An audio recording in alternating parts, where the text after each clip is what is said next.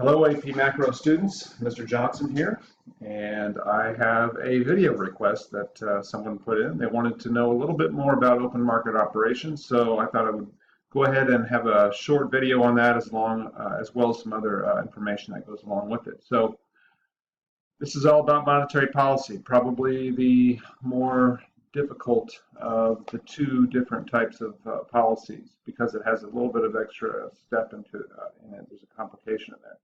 And that's the money market. So we're going to talk about open market operations and what they have to do with monetary policy. Okay, so the Federal Reserve has three tools that they can use to manipulate the money supply and then, of course, economic activity. And those three tools are the discount window, which is basically the interest rate that they can charge banks to borrow money. Even though they don't usually use it, it's usually the federal funds rate, banks borrowing from other banks. They don't like to borrow from their dad, basically, with the Federal Reserve. So that, and then open market operations, which is the most popular tool, and then, of course, the required reserve ratio, which you've learned about, but they don't really change much. This is by far the most popular tool. It is the easiest for them to do, and it's the most effective because basically they are doing what a market would do. They are offering people opportunities, banks opportunities to change what their process is. Okay, so that's our goal here, to talk about that. Now, our next sheet here, which is blank. Here we go. So, why would we use this policy? And I think this is important to understand, is that this really has to do mostly with our aggregate supply and demand. This is what we want.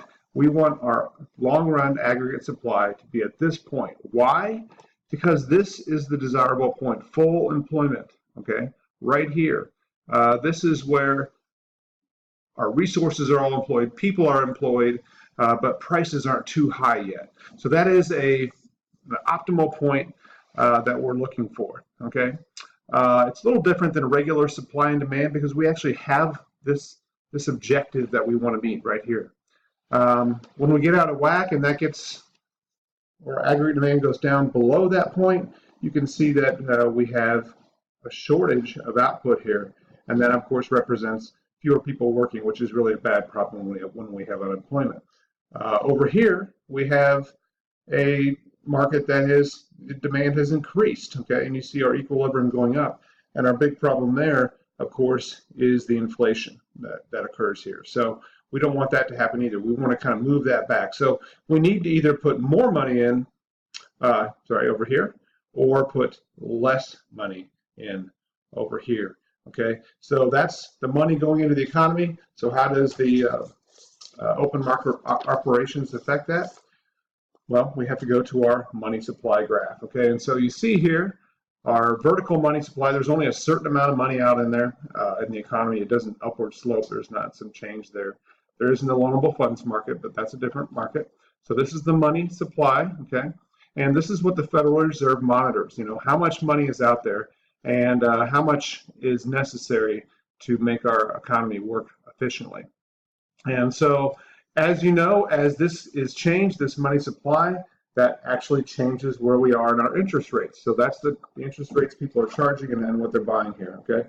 So over here, we can see that we have an increase in the money supply and the interest rate then goes down. If we were to go back the other way, the interest rate would go up. So that's the goal, okay? How do open market operations affect that? Well, here's how it works. This is our GDP.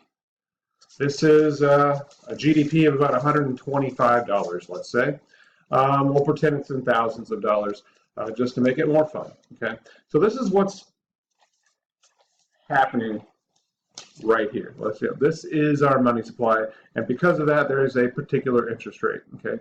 But let's say that we had that situation where we had a recession, okay? And we need to increase the money supply, or I'm sorry, we had inflation. We need to decrease the money supply, okay? How can the Fed change that? How can they shift this money supply to the left? Well, money out there in the economy is the money supply.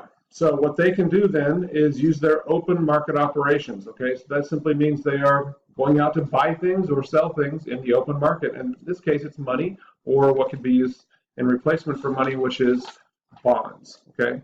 So why would I want to buy a bond as an individual? Why would I want to take my money and go buy one? Because I'm going to get offered an interest rate, so I can get some money back, okay? So if they're going to sell me a bond, okay, and they're going to make it attractive enough for me to buy it, then that's what I'll do. And so that's what occurs. They sell bonds at a certain rate, and those rates can change, and the prices of the bonds can change as well over time. But the bottom line is I'm going to take my $5,000. Okay, it's $5, but it's $5,000, and I'm going to give it to the bank. The bank's going to go put it in the Federal Reserve, and I'm going to get my bond back. Okay, but now my money supply has decreased. Okay, so the money supply is less. Okay, interest rates will now go up. People will now spend a little bit less money because they can't borrow money. Okay, at the same rate, so they're going to go, oh, I'm not going to buy that boat. I'm not going to buy that car because it's too expensive for the interest rate. Okay. If they need to do it again, they can sell another bond. We take some more money out, and our money supply shrinks. Okay? Now, it's just the opposite when they want to increase the money supply. So let's say we have a recession. Okay. Well, in this case, what they will do, okay, is the bank, because remember these people bought these bonds, or these are other people that had bonds. They will say, look, we're going to go out and buy your bonds. Okay. And so we're going to give you money, increase the money supply, and we'll do it again. Okay, these bonds go back to the bank. The bank now owns them, where they're not doing anything except sitting in the vault there. Okay, but the money supply now is greater, and that is available to everyone. So that is how open market operations work. As I said, this is what is the most common tool that the bank uses in order to manipulate the money supply and to alter economic activity.